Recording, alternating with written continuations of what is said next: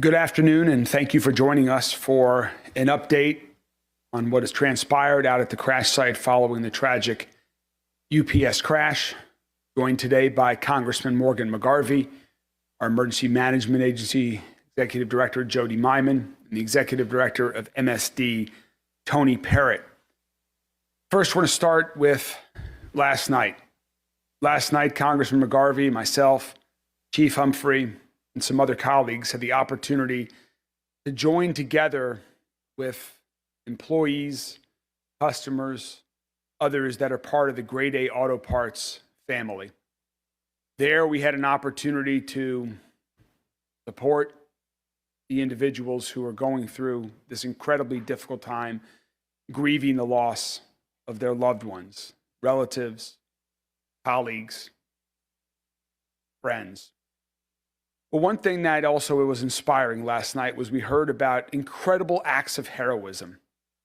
These are not trained first responders that we have heard over the past week about the great work of our firefighters, police officers, other emergency responders, but folks that were at Grade A Auto Parks, employees who jumped into action to save their colleagues. It was incredibly inspiring and uplifting during this time of great pain and tragedy.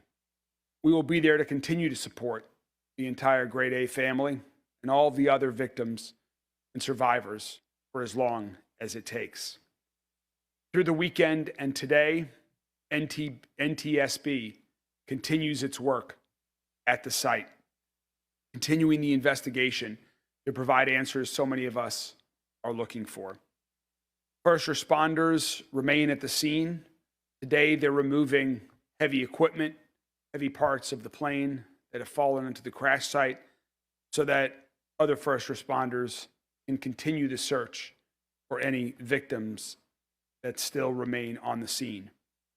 It remains a dangerous place to be, and so that's why it is still restricted to first responders. Rachel and I had a chance to visit the exterior of the perimeter of the crash field over the weekend to serve some lunch to the first responders that are working all day until we get the entire site cleaned up. Yesterday, an Okolona firefighter suffered a minor knee injury. He has been released and is recovering right now. It's amazing to think that with all of these first responders, that was the first injury of a first responder that we had the scene. And on perfect cue, Chief Little from the Okolona Fire Department is joining us as well as his crews remain out there. You'll hear from Tony and Jody in a second here and some other updates, but first, let me turn it over to Congressman McGarvey, who has been an amazing partner working with us to help coordinate federal resources that are necessary following this incident. Congressman McGarvey. Thank you, Mr. Mayor, and thank you for your team's incredible leadership throughout this entire thing. I think I was literally walking down the street in Washington, D.C., trying to get in front of a television when we first spoke about how we could coordinate this. You have been a steadfast leader in every moment since. And you mentioned, I think, so many things we're all seeing right now. First was just utter shock, grief, not really knowing how we could all process what's going on. I think some of that shock is still there, but you're seeing a lot of sadness right now in our community, a lot of hurt. Whether it's meeting with victims, families, whether it's meeting with survivors who are starting to come to grips with their own experiences out there. The mayor mentioned last night, we gathered with a group of people, and it was family members of the people who've passed away. It was people who were there, who managed to escape, some who helped others escape. Their stories are heartbreaking.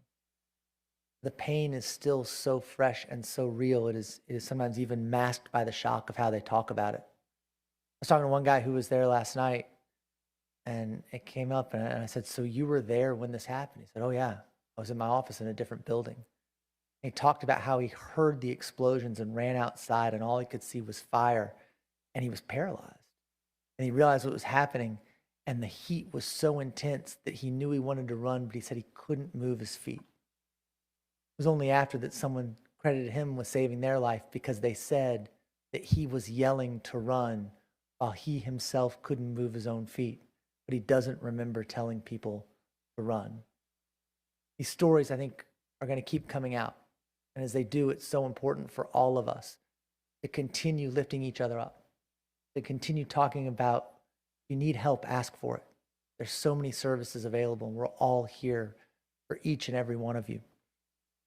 I want to speak a little bit on the federal side of this. The city partners have been amazing. Jody, you and your team, Chief Little, you, of course, and all the brave first responders, your firehouse. Tony, thank you all so much for what you've done to our state partners and the governor. They're incredible. NTSB is still on the ground. They are doing the work. They are trying to get these answers as quickly as possible. The mayor and I remain in contact with them and what they are doing. They are thorough, they are deliberate, they are intentional. We want those answers now. They want those answers as well, but they're going to make sure they're right before they get them out there to the public. They are still very much doing this work and intentional about it. I want to congratulate or thank a little bit the EPA. I think the EPA has done a really good job of working with state and local partners and making sure that the cleanup from this is as thorough as it can possibly be, and that any possible problems as a result of the fire itself or from putting out the fire are as minimal as they can possibly be. And of course, our federal partners with the NTSB, the FBI has been out collecting evidence. We remain in touch with all of them as this is truly a partnership, which is something you'd expect in Louisville, something you'd expect in Kentucky. All of us, city, state, federal, every single person out there working together to help get answers, to help people who need it, to help make sure that in spite of this awful, almost incomprehensible tragedy, that we're doing everything we can to put the pieces back together and help each other out. So thank you so much, Mayor. Thanks, Congressman. As you just heard the Congressman mention, so many folks have been helping, so many different agencies. And this is a situation where early action prevented an even worse catastrophe from happening. In some places where the crash occurred, oil was 2, 3, or more feet deep at the time. UPS has brought in a contractor to work with the EPA, work with MSD to make sure that the entire site is cleaned up. But even before they got onto the scene, MSD was there. Jody was recounting how there are very few incidents that he can recall where the cleanup is beginning while the first responders are still on scene responding. But because of that fast action by MSD, we really did prevent an even worse catastrophe from some of the fuel and other things that were on the plane and that happened as a result of the horrible explosions. The MSD has been coordinating the cleanup here. They have helped stop 30,000 gallons of oil from going into our groundwater, and they and their entire team should be commended for the early action and continued work that they've done throughout this process to protect our waterways, to protect our ground from further contamination from all of the gas and the oil. To talk a little bit more about this cleanup effort that continues still today, please join me in welcoming the Executive Director of MSD, Tony Parrott.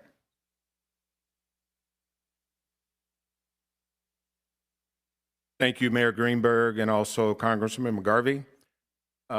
Obviously, we want to extend our condolences and our sympathy to all the victims of this tragedy. We also want to extend our deepest gratitude to first responders and utility crews who have worked tirelessly in the face of this tragedy.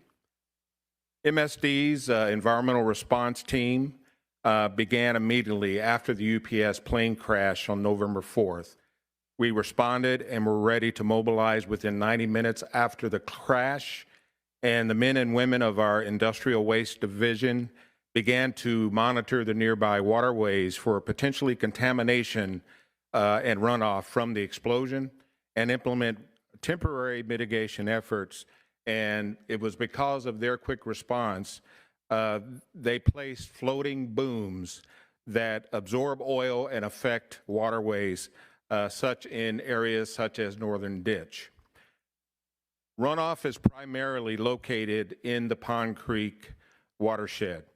The Northern Ditch, which is the further north in the Big Ditch, and the Southern Ditch, and all these interconnected waterways eventually drained down to the Ohio River.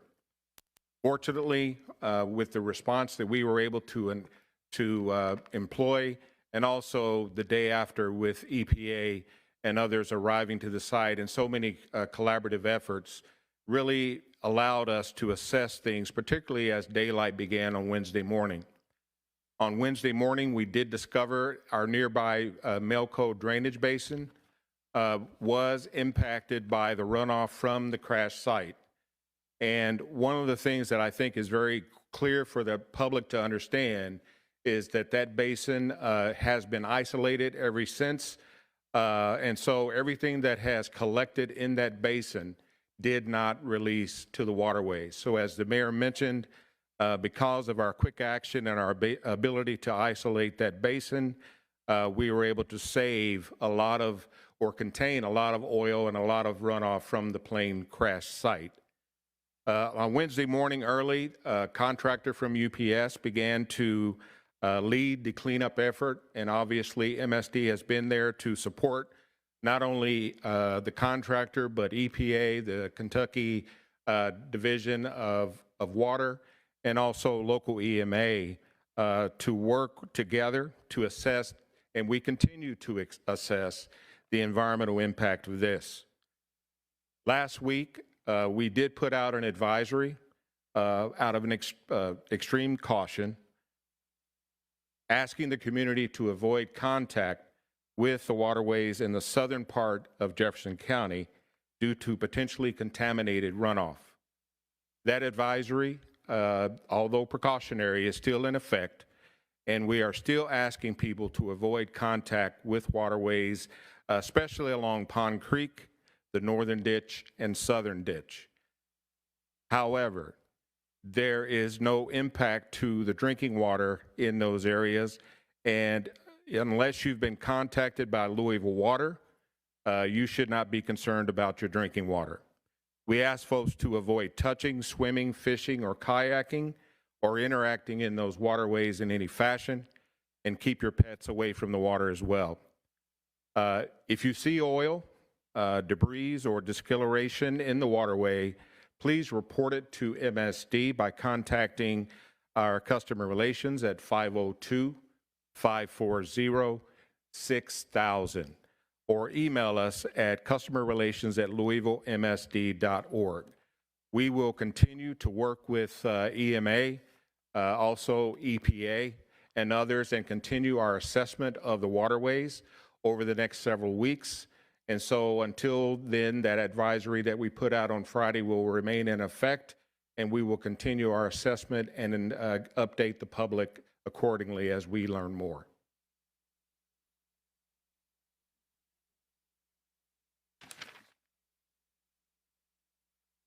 Thank you very much, Tony. So next, Jody Myman, our Director of Emergency Management Agencies, is going to come talk a little bit about what businesses that have been impacted by this crash should be doing and some additional resources that we're working to open up for other impacted businesses and individuals. Jody? Thank you, Mayor. Over the weekend, as you all know, we transitioned. We were able to line up the number of victims that had been removed from the scene with the number of victims or the missing persons reports that were taken by the Louisville Metro Police Department. But that still didn't stop our rescue or our search and recovery. We still remain on site. Like the mayor said, there's a lot of heavy equipment that's being moved. And as that equipment is being moved or the debris is being moved, we stop and we go search that area. We've got a contractor on site as well that's taking any personal belongings that could be associated with any victim on site or anyone else that was in the area during the time of the crash. So it's a very coordinated effort. We've also got things on the site that were associated with the aircraft that have to be made safe once found. So we've got agencies on site that can take care of that. That's also a temporary stop if we have to, and this is no danger to the public. We just have to isolate the immediate area while we mitigate some of these issues. I want to thank LG&E. They really had to rebuild a portion of the infrastructure on Gray Lane. They worked very hard. My prayers go out to the family of the individual that suffered losses there and their team as well. And they still came through. They had, other contractors come in to be able to take care of that site so that we could move forward with the continuous cleanup there. Tony mentioned the waterway and what the Louisville Water Company, they've been on site since the first night, and also Louisville Metro Public Health and Wellness to help with the cleanup issue on a local level. We've been in constant contact with businesses directly associated and affected by the area, and are coordinating, again, temporary, very short escorted visits for those that have been that are not associated or not affected by the actual investigation that the NTSB is conducting and have been released by that. We have contacts. We will contact you if that is made available. We will also have a hotline set up by mid-afternoon tomorrow that individuals, not only business owners, but community members, if they were affected in any way, shape, or form by the disaster, that they can call and get information. And we will have a community resource center set up by the end of the week that they can visit that will have a lot of or many resources on site that they'll be able to take advantage of if anyone has suffered any kind of hardship through this disaster. So we're working diligently. It's going to be a long, drawn-out effort. We are also working to reduce the footprint of the disaster site itself, which could ultimately get some businesses back opened over the course of the next week or so. So again, we're working hard. We've still got resources on scene, and we will continue that through the duration of the incident. Thank you. Thank you, Jody. So again, we are working rapidly to get a new number set up that you heard we'll have by tomorrow. We will publicize that extensively online. We'll provide that to the media. We know that beyond the victims who were injured, who were killed by this tragedy, so many other people were also impacted. And so we are opening up a community resource center for businesses and individuals who were impacted. And we will have that open up this week, and we'll have a number that everyone can call by tomorrow so that people can start getting additional resources that they might need as well. We know folks are looking to get the identification and names of the victims who died in this crash. The coroner, I want to give a big thanks to. The coroner and her team are working incredibly thoroughly and as rapidly as possible through the weekend. Every day we're in constant contact with them, and she is working to get these victims identified as quickly as possible. It is made incredibly challenging due to the nature of this crash, due to the nature of the heat and the flames that you heard Congressman McGarvey talk about, that you all have seen and heard about as well. When we have those names available and when the families have been formally notified, we will then make those names public as soon as we can in the coming days. But again, thank you to our coroner, Joanne Farmer, for her and her team's extensive work on this. Also to other victims that have survived but have been impacted in one way or another, whether you are one of the 12 individuals who was transported to a hospital due to an injury and survived, or whether you never made it to a hospital but you were impacted in some way by this crash. That's what this number that we put out will be there for, to help you. We do want to encourage people to reach out to their employer if they were employed by one of the impacted businesses and you're worried about what is going to happen with your upcoming paycheck and your work schedule. Please reach out to your employer if you have not already. If you have insurance and your car might have been on the scene and you're okay, but you can't get your car was damaged, something like that, please also, in addition to your employer, please contact your insurer. And again, we will then have this resource center available for everyone else to answer any other questions that anyone else that has been impacted by this horrible tragedy may have, so we can help everyone as well. Our work, as we continue to support the victims, will continue as long as necessary. We'll continue to be working all of our agencies across Louisville Metro government to provide answers that the community is seeking.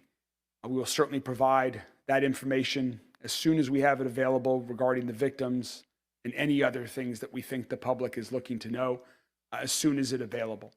That said, this will probably be our last daily press conference on this, and as more information is available, we'll continue to either provide that through other briefings that we have on other topics, or we'll make that directly available to the media, and certainly if news warrants, we'll call one again. But just to manage how we're going to proceed moving forward, this probably is our last definite daily press conference on that matter, on this matter. So with that, we will open it up to the media for questions that you all might have. Related to Grade Lane, Jody, you were just talking about how you were working to try and get the businesses potentially in there in the next week or so. Can you talk about those last steps to ensure that it is safe in there? And at what point do you think Grade Lane could be reopened? And one last question connected to that, who is actually in control of the scene right now? So right now, we have control of the scene with security. Louisville Metro Police Department is coordinating that. They're on scene as part of our unified command. So we have a good security plan to make sure that nobody gets in the scene 24 hours a day, even when we scale back after dark as well. As far as Grade Lane opening, it still has to be cleaned. I mean, there's several processes that it takes to clean it, and one is sand, and it's almost like the cars that are moving on it is cleaning it as they're driving across the sand. So that's one step of the process that's already taken place just over the last week. But there's a couple different steps of the process that have to still take place before that can be opened up. So, and then one of the, the biggest thing is the NTSB's investigation and what can be released. They're still looking for debris in certain areas that could still be away from the actual main debris field, that could still be on the property of some of these business owners. So, as we our hope is to again reduce that footprint as the days go on, and we'll be able to announce that to the media when we do that. Yes, sir. Just add one more thing to that, just to give you a sense. Today, again, a lot of heavy machinery and equipment and debris from the plane is being removed. Every vehicle that goes onto the crash site that then leaves, as Jody mentioned, is being power washed over sand before it leaves to clean it. So we need to wait until we get all of that out, till the heavy equipment and most of the large pieces from the debris field have been removed, and it's a clean where it's not then going to contaminate other parts of the city as well from vehicles or otherwise. So those are some of the reasons why it remains closed. Question for Director Parrott. Are you aware of any downstream effects or impacts of the oil spill? Have you received any reports of dead fish or wildlife? I can tell you that obviously we are not aware of anything within our associated and our focused area. We have heard that there may have been some folks that were concerned or calling in about some fish kill further south in the river, in the creek. But what we're trying to focus on is really just within that area, within the area of the site, and about 4.5 miles south towards Nick Rodman Park. Those are the areas where we have assessed, and there is some water quality challenges and remediation, and we will continue to do our assessments every day.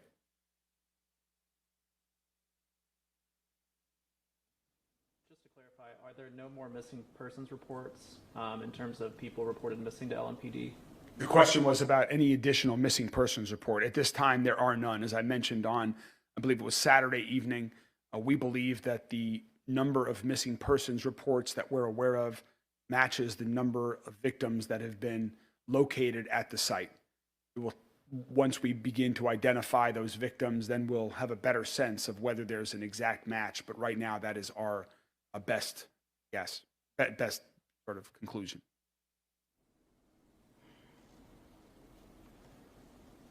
Are there any other questions?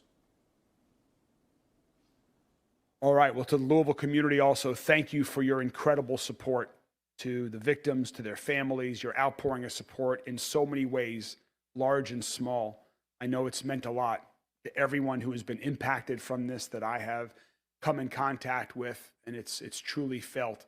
This is when Louisville truly comes together and shows its strength as one community. Thank you all very much, and we'll continue to keep you all up to date. Thanks.